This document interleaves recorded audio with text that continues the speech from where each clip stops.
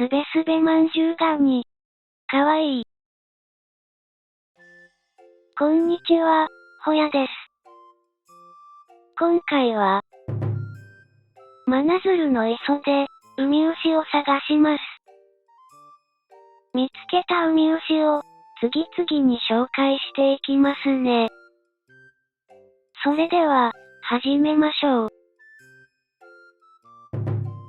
ゴマ踏みのウミウシを、見つけたのですが、波に流されそうになっていて、体の一番後ろのところで、かろうじてくっついている状態ですね。大丈夫なんかな？なんとか持ち直したようです。よかった。改めて、ゴマ踏みのウミウシです。大きさは、15ミリくらい、よく見る大きさの、ゴマ踏みのウミウシです。名前の通り、ゴマフ模様の体をしていて、ミノの先端が赤くなっているのが特徴です。真鶴では、サガミミノウミウシや、オトメウミウシが、たくさん見つかるいつもの場所で、稀に見つかる感じです。今回は、1匹だけ見つかりましたが、複数の個体が集まって見つかることもよくあります。サガミミノウミウシです。大きさは10ミリくらい、ちびっこサイズのサガミミノウミウシです。真鶴では毎回たくさん見つかるウミウシなのですが、この日に見つかったのは、このちびっこ1匹だけでした。いつも大量に見つかる場所でも、全然見つからなかったので、何か、環境の変化があったんやろか。水温の低い時期に、30ミリくらいの大きな個体が、たくさん見つかるので、世代交代の途中で、一旦、姿を消しているのかもしれませんね。そういえば、この日は、いつも見つかる、オトメウミウシが、見つからんかったな。白線ミノウミウシです。大きさは、10ミリくらい、よく見る大きさの、白線ミノウミウシです。夏の盛りになり、水温も、27度を超えてきたので、どんどん数が増えてきているウミウシです。細長い体をしている上に、大きくなっても、10ミリくらいにしかならないので、見落とすことが多いウミウシです。近くで、カニ取りをしていた人に、何してるんですか？と、聞かれたので、この白線ミノウミウシを見せたのですが、これです、と、教えても、全然ピンときていないようでした。カニくらいの大きさがあれば、見落とすことも、ないんやけどな。カニが話題に出ましたが、今回は、すべすべまんじゅうガニを、見つけました。南の海に、多く見られるカニですが、相模湾でも、水温が上がってくると、ちらほらと見かけるようになってきます。丸っこくて、とても可愛いカニなので、とても人気があります。昔、NHK のみんなの歌で、すべすべまんじゅうガニの歌が、あった覚えがあるのですが、あれは、なんやったんやろな。すべすべまんじゅうという、いかにも美味しそうな名前が付けられていますが、筋肉に、フグの毒と、同じ毒を蓄えているので、食べると、死にます。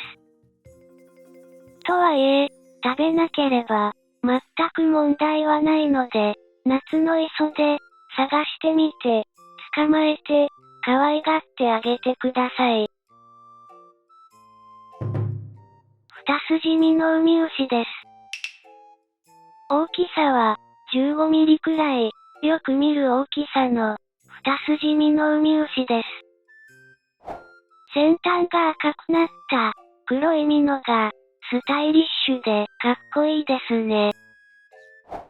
小さなウミウシではありますが、黒と赤は、割と目立つ上に、活発に動き回るウミウシなので、大きさの割には、見つけやすいウミウシだと思います。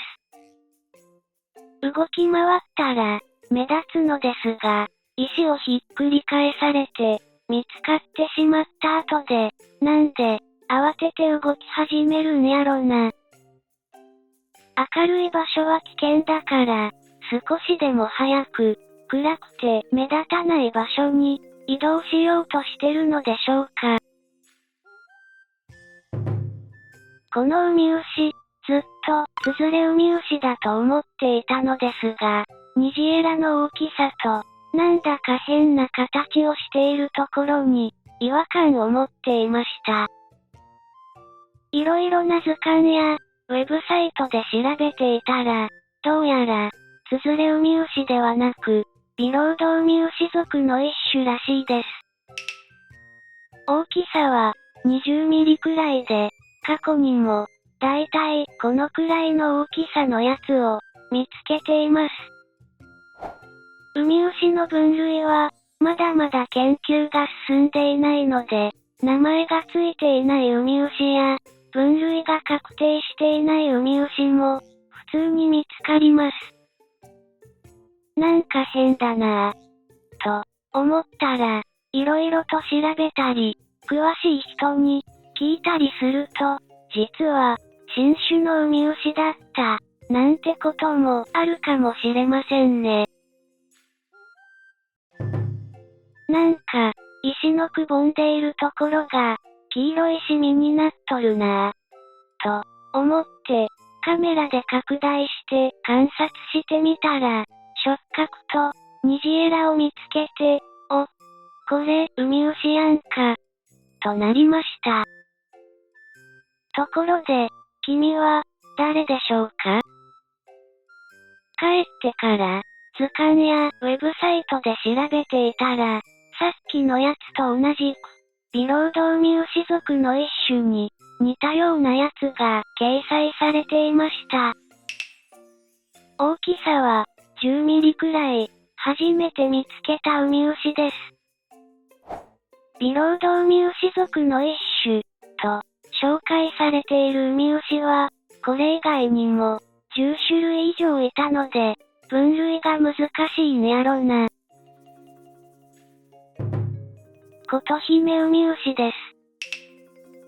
大きさは、10ミリくらい、よく見る大きさの、コトヒメウミウシです。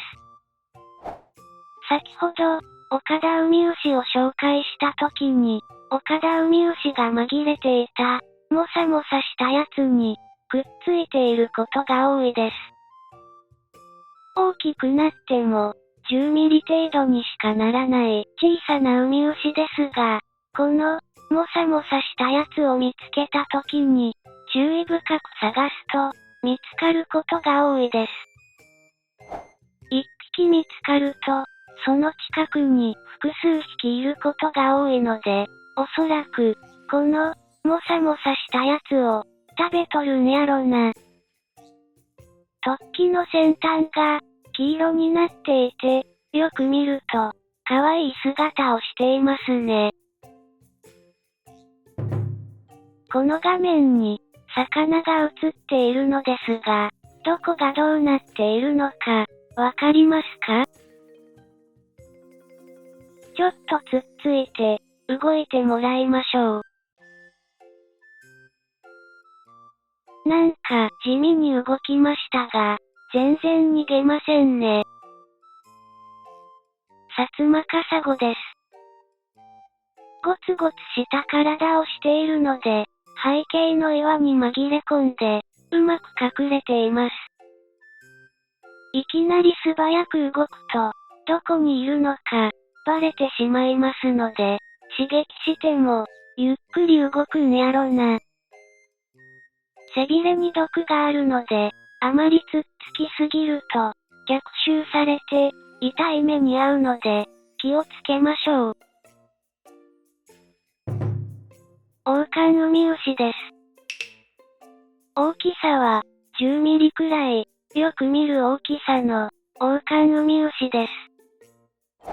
大きくなっても、10ミリくらいのウミウシで、地味な色合いで、かつ、背景と似たような、色や形の場所にいることが多いので、見落とすことが多いウミウシだと思います。ダイビングをやってた頃に、一度だけ、見たことがあったのですが、磯遊びで見るのは、初めてです。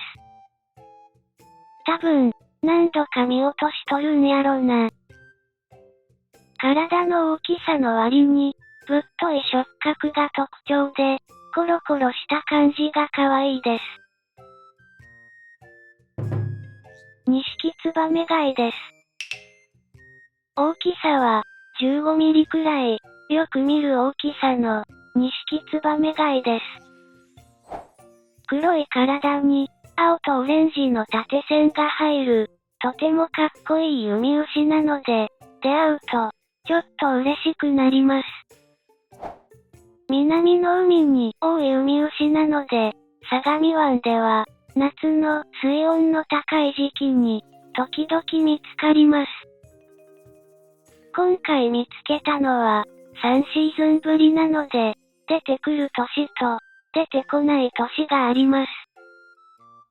おそらくは、黒潮に乗っかって、やってきているので、相模湾で見つかるかは、黒潮の流れ次第、なんでしょうね。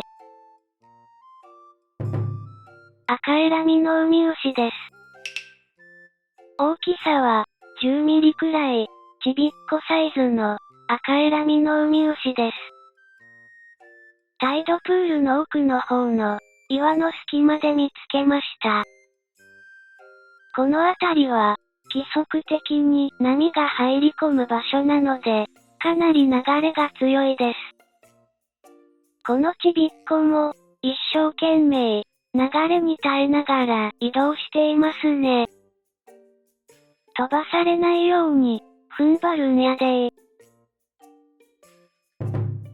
サキシマミのウミウシです。大きさは、20ミリくらい、よく見る大きさの、サキシマミのウミウシです。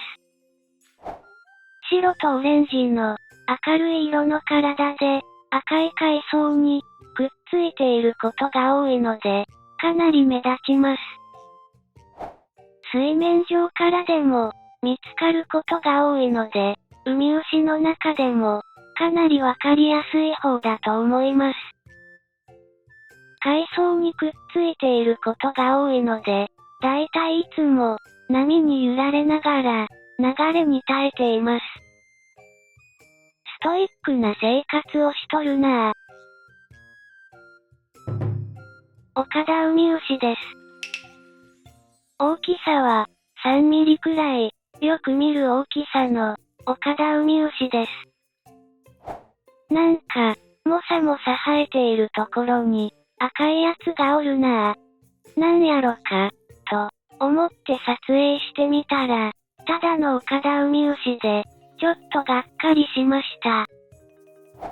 大きくなっても、このくらいのウミウシなので、こういうウミウシがいると知っていないと、見つけることは、できないと思いますが、逆に、知っていれば、どこにでもいるなぁ、と、なってしまうウミウシです。